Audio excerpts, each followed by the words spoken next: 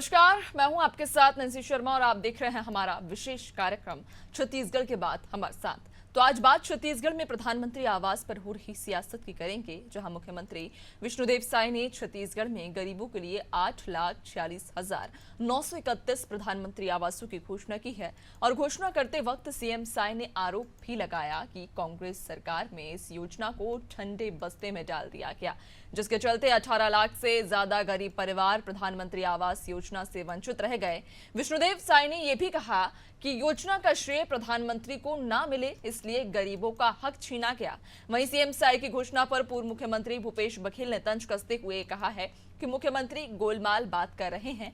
कभी 8.5 लाख, कभी 18 लाख तो कभी 7 लाख बोलते हैं। भूपेश बघेल ने यह भी आरोप लगाया कि जब छत्तीसगढ़ में कांग्रेस की सरकार थी, उस वक्त केंद्र से मिलने वाली पीएम आवास की राशि रोकी गई। भूपेश बघेल के बयान पर पलटवार करते हुए छत्तीसगढ़ के डिप्टी सीएम विजय शर्मा ने कहा कि केंद्र सरकार ने अन्य कांग्रेस शासित राज्यों में राशि बंद नहीं की, तो छत्तीसगढ़ में क्यों करेंगे। आपको बता दें कि चुनाव जीतने के बाद छत्तीसगढ़ में भाजपा सरकार की पहली कैबिनेट में 18 लाख प्रधानमंत्री आवास देने की घोषणा की गई थी और अब 8 लाख से कुछ अधिक आवास देने की बात मुख्यमंत्री ने की है, जिस पर कांग्रेस का कहना है कि 7 लाख आवास के लिए पहली किश्त राहुल गांधी ने कांग्रेस सरकार के समय जारी की थी। सवाल यह है कि कांग्रेस 5 साल में आवास क्यों नहीं दे सकी, चुनावी वर्ष में ही पहली किश्त क्यों जारी की गई और अब गरीबों को 18 लाख आवास कब तक मिलेंगे और छत्तीसगढ़ में प्रधानमंत्री आवास योजना में इतनी लेट लतीफी क्यों हो रही है।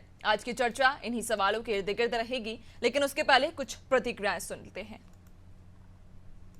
साल जब छत्तीसगढ़ में कांग्रेस पार्टी की सरकार थी, श्री भूपेश बघेल उसके मुखिया थे, तो प्रधानमंत्री आवास योजना जो गरीबों के लिए बहुत ही कल्याणकारी योजना है, उनके सिर में छत देने का योजना है, जिसमें 18 लाख लोग वंचित हो गए थे। तत्कालीन सरकार राज्यांश जो 40% का रहता है वो इसीलिए जमा नहीं की कि योजना में प्रधानमंत्री शब्द जुड़ा था और कहीं ना कहीं इसका श्रेय भारतीय जनता पार्टी की सरकार को और नरेंद्र मोदी जी को चला जाता, इसलिए 18 लाख गरीब लोगों का हक छीना गया। भारतीय जनता पार्टी ने वादा किया था कि 18 लाख हम प्रधानमंत्री 18 लाख लोगों को 18 लाख प्रधानमंत्री आवास स्वीकृति करेंगे और पहला मीटिंग में स्वीकृति करेंगे। आवास स्वीकृति होने के बाद सीएम अपने सीएम हाउस में जाएंगे, ठीक है। जब जुलाई अभी जो पिछले समय विधानसभा सत्र हुआ, हमारे कांग्रेस के विधायक ने सवाल किए कि आपने अभी तक कितने प्रधानमंत्री आवास स्वीकृति किए, एक भी आवास स्वीकृति नहीं की इस सरकार ने, एक भी आवास स्वीकृति नहीं की। इसका मतलब आपने विधानसभा चुनाव के दौरान जनता के साथ झूठ बोले।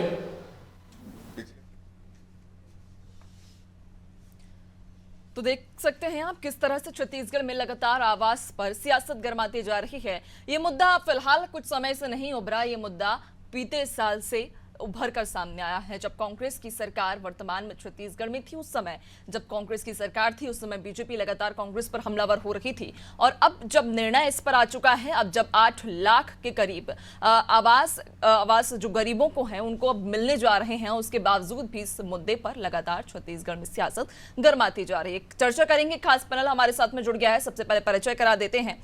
अशोक तोमर वरिष्ठ पत्रकार हमारे साथ में जुड़ गए हैं, गोपाल सामंत बीजेपी प्रवक्ता हमारे साथ में जुड़ गए हैं और नीता लोधी कांग्रेस प्रवक्ता हमारे साथ जुड़ गए हैं। बहुत स्वागत है आपका नादी टीवी में। सबसे पहले मैं अशोक जी आप ही से चर्चा की शुरुआत करना चाहूंगी कि ये जो मुद्दा है वो पिछले साल से हम देख पा रहे हैं कि छत्तीसगढ़ में लगातार उठाया गया। पहले जब कांग्रेस सरकार में थी उस समय बीजेपी हमलावर थी, विशाल प्रदर्शन भी किया गया और उसके बाद से ही लगातार ये मुद्दा छत्तीसगढ़ की सियासत में कहीं ना कहीं गर्माता जा रहा है।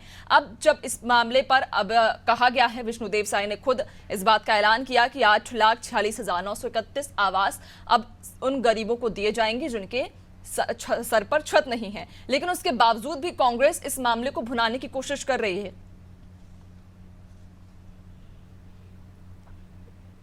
चलिए, फिलहाल हमारा उनसे संपर्क नहीं हो पाया, एक बार फिर से संपर्क साधने की कोशिश करेंगे। नीता जी, आपकी ओर मैं रुख कर लेती हूं कि आपसे मेरा सवाल रहेगा कि अब जब बीजेपी की तरफ से उन गरीबों के सर पर, उन गरीबों को साया दिया जा रहा है, उनको छत दी जा रही है, पीएम आवास को लेकर विष्णुदेव साय ने यह ऐलान भी कर दिया है कि 8,46,931 गरीबों को आवास दिए जाएंगे, तो अब दिक्कत कहां हो रही है? अब कांग्रेस को क्यों दिक्कत है?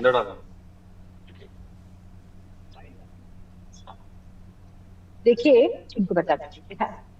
देखिए, ये बताएं, मतलब आप ये मानते हैं जो बड़े बड़े फ्लैक्स और हुडिंग लगे थे कि हम 18 लाख लोगों को आवाज दे रहे हैं, या हमको पैसे मिल गए हैं, या मोदी सरकार बना के दे रही है, मतलब ये सारा का सारा शगुफा था, झूठ था। आप ये मानते हैं कि जिस प्रकार आदरणीय भूपेश बघेल की कांग्रेस की सरकार में जो लोगों को आवास के लिए प्रथम किस्त जारी हुई थी, उसी की द्वितीय किस्त अभी जारी हुई है, और नई स्वीकृति कोई भी नई स्वीकृति नहीं मिली है। ये प्रत्यक्ष प्रमाण है। मैं तो धन्यवाद देना चाहूंगी न्यूज चैनल का कि आप लोगों ने इस मुद्दे को उठाया और ये बताया लोगों को कि जो लोग बड़े बड़े होर्डिंग्स देखते थे कि 18 लाख आवास स्वीकृत हो गए हैं, ये केंद्र की सरकार और राज्य की सरकार जो भारतीय जनता पार्टी की डबल इंजन की सरकार है, उन्होंने कोई भी काम नहीं किया, केवल शगुफा छोड़ा, केवल लोगों को ठगने का काम किया और साफ साफ झूठ बोला कि 18 लाख आवास हम दे रहे हैं। बल्कि अगर आंकड़ों के हिसाब से आप देखें तो जो पूर्ववर्ती कांग्रेस की सरकार ने जो लोगों को आवास स्वीकृत करके प्रथम किस्त जारी की थी, उसी की द्वितीय किस्त ये लोगों को मिल पा रही है। एक बहुत बड़ा आपने सवाल यहाँ पर छोड़ दिया है गोपाल जी के लिए। गोपाल जी कह रही हैं कि जो आवास कांग्रेस की सरकार में दिए गए थे, कांग्रेस की जब सरकार थी छत्तीसगढ़ में, उस समय विधानसभा चुनाव के समय की ये बात कर रही हैं कि उस समय जब कांग्रेस ने गरीबों के लिए आवास की पहली राशि जो है वो स्वीकृत की थी, अब बीजेपी उसी की दूसरी राशि को स्वीकृत कर रही है। देखिए नैन्सी जी, मुझे समझ नहीं आता ये इतना झूठ कैसे बोल लेते हैं, और इतना झूठ या तो ये बिना पढ़े बोलते हैं या तो ये गोपाल जी आप बता दीजिए कि 18 को मिल गया है कि 18 लाख लोगों को आवाज मिल गया है? मैंने आपकी बात सुनी ना, गोपाल भाई साहब, आपकी बात सुनी ना, आपने बोला ना झूठ बोल, ये बड़े बड़े फ्लैक्स और बड़े बड़े होर्डिंग्स लगे हैं भारतीय जनता पार्टी के, लगे हैं कि नहीं लगे भाई साहब? बड़े बड़े फ्लैक्स लगे हैं, 18 लाख आवाज दिए। नीताजी आपको बोलने का मौका दिया था। नीताजी आपने अपनी बात रखी थी, गोपाल जी को पहले उनकी बात रखने दीजिए। नीताजी आपको बोलने का मौका दिया, नीताजी आपने अपनी बात को रखा, गोपाल जी को उनकी बात पूरा करने दीजिए ना, आपके सवाल का जवाब दे रहे हैं। क्या डबल इंजन की सरकार ने जब छत्तीसगढ़ को उनके हित के पैसे, उनके हक के पैसे बोल दीजिए नेताजी, हम सुन लेते हैं। आवाज के कहाँ देंगी, कहाँ दे पाएंगी? लोगों की बात सुनना बंद कर दिया है। आप लोग डिबेट में भी बातें सुनना बंद कर दीजिए, आप सारी बातें सुनना बंद कर दीजिए। इसीलिए लोगों ने आपको यहाँ तक पहुंचा दिया है कि विधानसभा में खारिज कर दिया, लोकसभा में खारिज कर दिया, आने वाले नगरीय चुनाव में भी खारिज कर दिया। नीताजी मेरा आपसे अनुरोध है, आपने अपनी बात को रखा। नीताजी आप सुन नहीं रही हैं शायद, नीताजी आप बात सुनिए। आपने अपनी बात को रखा, अब आपके के सवाल का जवाब गोपाल जी दे रहे हैं, उन्हें पहले बोल लेने दीजिए। आपके पास भी मैं लौटूंगी, आपको भी दूंगी मौका बोलने का। जी गोपाल जी। नैन्सी जी, ये बार बार झूठ बोलते हैं, और जब हम सच बोलने जाते हैं हमारा सच को रोकने का और दबाने का प्रयास करते हैं। इनको ये समझ में नहीं आता कि प्रति वर्ष प्रधानमंत्री आवास का बजट तय, ये वार्षिक रूप से आपने अगर देखा होगा तो 24-25 का जो बजट आदरणीय वित्त मंत्री जी ने पास किया, तो उसमें 3 करोड़ नए प्रधानमंत्री आवास की बात हुई, नए टारगेट्स की बात हुई, नए टारगेट को प्रदेशों में बांटने की बात हुई है। ये बार बार ऐसी बातें करते हैं जिनका कोई बेसिर पैर की बातें करते हैं, बिना डेटा के बातें करते हैं, बिना डेटा के जानकारी लोगों के सामने रखते हैं। मुझे लगता नहीं है कि इस लोकप्रिय चैनल में भी गरिमा रखने में इनकी कोई इच्छा होगी या इच्छा होती है। देखिए 18 लाख आवास की बात हमने उठाई थी, जब भूपेश बघेल का काला कार्यकाल था, उस 18 लाख आवास की बात हमने उठाई थी। उसकी सच्चाई ये है कि सेंट्रल गवर्नमेंट का जो कंपोनेंट था 18 लाख आवास बनाने के लिए, जो बजट था, वो सेंट्रल गवर्नमेंट ने स्टेट गवर्नमेंट के पूल में डाल दिया था। और स्टेट गवर्नमेंट उस पूल में अपना पैसा जमा नहीं कर पाई थी, और अपना पैसा ना जमा करने के कारण वो जो पैसा था वो लैप्स हो गया, वो बजट जो है वो लैप्स हो रही है। इसलिए हमने आंदोलन किया था और पूरे प्रदेश में देखा था कि कैसे आंदोलन आदरणीय विजय शर्मा जी के नेतृत्व में हुआ। लेकिन गोपाल जी, उस समय तो ये भी आरोप लगाए जा रहे थे ना कांग्रेस की तरफ से कि केंद्र की तरफ से हमें बजट नहीं दिया जा रहा है, हमें राशि नहीं दी जा रही है। उसके बाद फिर देखने को मिला था कि चुनाव से कुछ समय पहले ही भूपेश बघेल ने नई योजना का ऐलान किया था और उस योजना के तहत आवास दिए थे।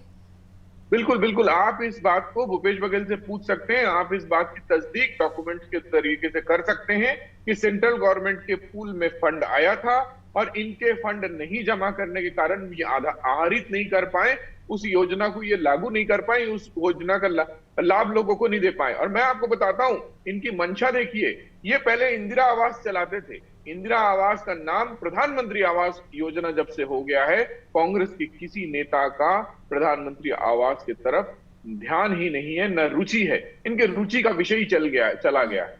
इनको गुलामी पसंद है, इनको अब व्यक्ति पूजा में इंटरेस्ट है, इनको व्यक्तियों के नामों में इंटरेस्ट है, इसलिए इंदिरा आवास में इनको इंटरेस्ट था। और मैं बहुत अच्छी जानकारी दे रहा हूं, नीता जी आप भी सुन लीजिएगा। 2014 में जब लास्ट बजट इनकी सरकार ने प्रस्तुत किया था ना, 8,433, सुन लीजिए, 8,433 पूरे देश में इंदिरा आवास का बजट जो था केवल 8,433 मकानों के लिए था। आज हमारी सरकार जब केंद्र में बैठती है तो 3 लाख आवास की बात करती है, 3 करोड़ प्रधानमंत्री आवास की बात करती है। कहां 8,000 और कहां 3 करोड़। अरे नीता जी, पहले एक बार देख के आइए, एक बार आंकड़ों को देख के आइए। और मैं दोबारा कहता हूं, ये भ्रम फैलाने की बंद करिए। आज इतनी खुशी की बात है कि 8.5 लाख नए आवास, नए प्रधानमंत्री आवास की उपलब्धि हमारे प्रदेश को मिला है, और इस पे आप सबको स्वागत करना चाहिए। पूरे प्रदेशवासी इस बात की स्वागत कर रहे हैं। और जिन जिन लोगों का घर बनेगा, उन घर में आप भी जाइए, आप भी चाय पी के आइए, और आप भी देखिए कि आदरणीय प्रधानमंत्री जी ने क्या बड़ा सौगात दिया है लोगों को। ठीक है, नीता जी से जवाब ले लेते हैं। नीता जी, अगर 2023 की हम बात करें, विधानसभा चुनाव से कुछ समय पहले की ही, तो कुछ समय पहले ही विधानसभा चुनाव से 2023 में ये योजना शुरू की गई थी भूपेश सरकार के द्वारा, जब उस समय भूपेश बघेल की सरकार थी और तब आवाज दिए गए थे। तब ये कहा जा रहा था, कांग्रेस ये कह रही थी कि केंद्र सरकार की तरफ से या केंद्र की तरफ से हमें बजट नहीं मिल पा रहा है, हमें राशि नहीं मिल पा रही है, जिस वजह से हम गरीबों तक आवास नहीं पहुंचा पा रहे हैं। बीजेपी दूसरी ओर ये कह रही है कि वहां से केंद्र की तरफ से बजट दिया गया, लेकिन जो राज्य का बजट होता है वो राज्य की तरफ से बजट नहीं मिल पाया, जिस वजह से गरीबों को उनके आवास नहीं मिल पाए हैं। नैन्सी जी आवाज आ रही है? जी आ रही है। हेलो जी नीता जी आ रही है। चलिए एक बात की तो बधाई गोपाल भाई साहब कि आपने ये तो स्वीकारा कि आज नहीं, आज से वर्षों पूर्व से गरीबों की आवाज की चिंता कांग्रेस पार्टी को थी, और कांग्रेस पार्टी ने समय समय पर, चाहे वो इंदिरा आवास योजना के तहत, जनसंख्या में 8,000 लोगों को इंदिरा आवास बांट रहे थे आप। सुन लीजिए गोपाल जी, जनसंख्या में, अब आप सुन 100 लीजिए, करोड़ की जनसंख्या में 8,000 आवास बांट रहे थे। गोपाल जी आप सुन श्रेय भी चाहिए। मुझे लगता है कांग्रेस को शर्म आनी। आप बोलिए, आप बोलिए, आपको आनी चाहिए। आप सुन लीजिए, 8,400 आवास आप बांट रहे थे। आप ये तो माने कि इंदिरा आवास योजना जैसी योजना भी कांग्रेस पार्टी चलाती थी। राजीव गांधी जी के नीता जी सवाल तो ये है ना कि अगर बीजेपी तो बार बार यही पूछ रही है ना कि अगर कांग्रेस हितैषी थी तो जब इंदिरा आवास योजना का नाम बदला गया, जब प्रधानमंत्री आवास योजना उसका नाम किया गया, तो उसके बाद फिर क्यों रोक लग गई? और अगर मैं आपको याद दिला दूं, आपको शायद याद होगा कि कांग्रेस जब छत्तीसगढ़ में सरकार में थी, उस समय आप ही के सरकार के एक मंत्री ने अपने पद से इस्तीफा दे दिया था, और उन्होंने अपने इस्तीफे में यह साफ लिखा था कि छत्तीसगढ़ में गरीबों को आवास नहीं मिल पा रहे हैं, और उन्होंने ये साफ कारण देते हुए इस्तीफा दिया था। उसके बाद ये भूपेश बघेल की जो उस समय सरकार थी, तब उसके बाद में आवास दिए गए थे। देखिए नैंसी जी, मैं ये बात फिर से बोलना चाहूंगी कि गरीबों के मकान बनाने का काम कांग्रेस पार्टी ने हमेशा और हमेशा से किया है।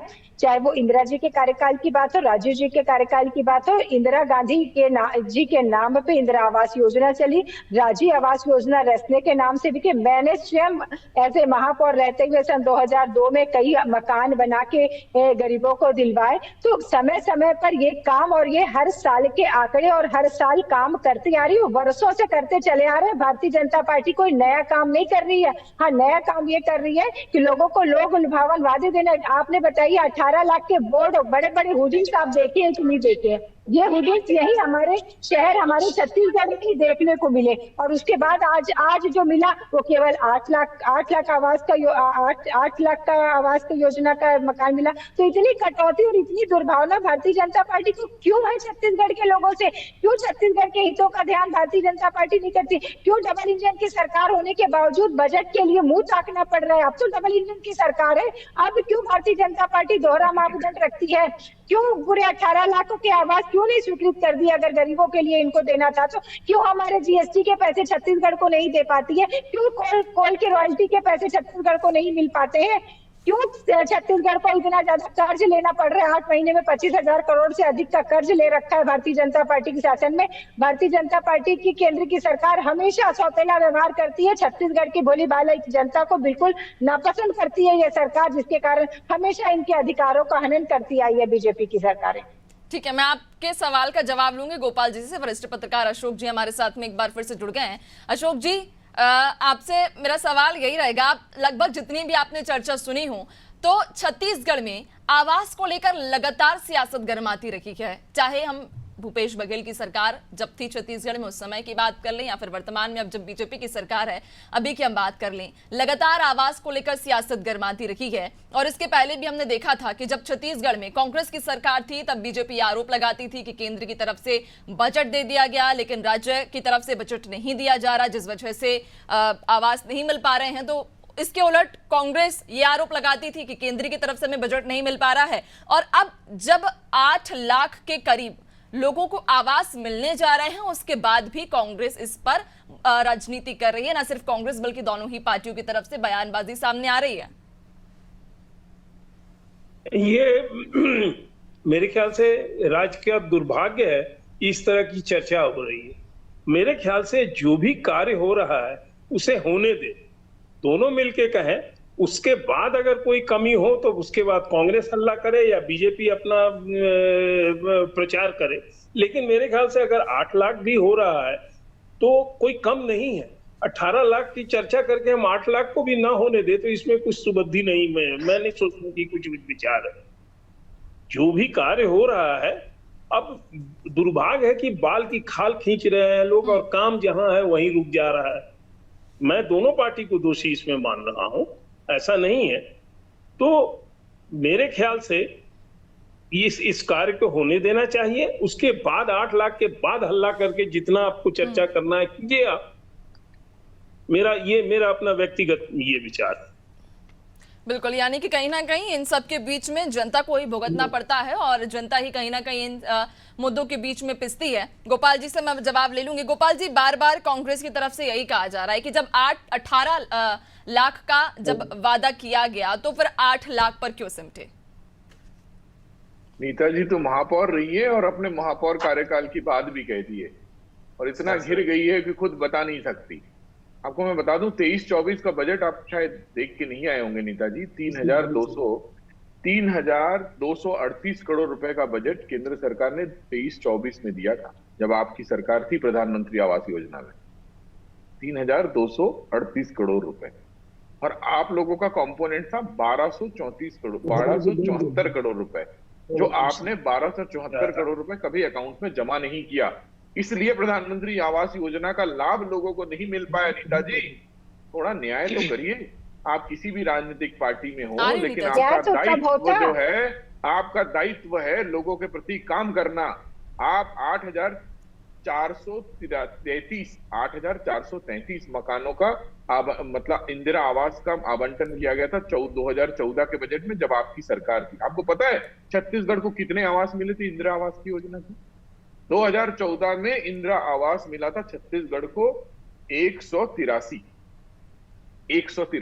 छत्तीसगढ़ में सिर्फ 183 मकान का आवंटन मिला था वो इसलिए 2014 हो के बजट पाया में। था कि अरे रमन सिंह जी सुनिए ने बजट नहीं दिया था, सुनिए इसलिए हो पाया था। रमन सिंह पूरे जी ने देश बजट- में आप 8,404 गलत मकान बांट रहे थे आप आप लोग। बिल्कुल नहीं सुनोगे। पूरे देश में गलत 8,400 बोलते, झूठ मकान बांट रहे थे। बोलते, सुन बंद लीजिए कीजिए गोपाल सुन जी लीजिए साहब। आप गलत फरिश्ता बोलते, बंद रमन करिए। सिंह जी आप सरकार लोग ने देश को बजट लूटने का काम किए हैं। बजट 60-65 साल तक बजट केवल लूटने का काम किए हैं नीता जी।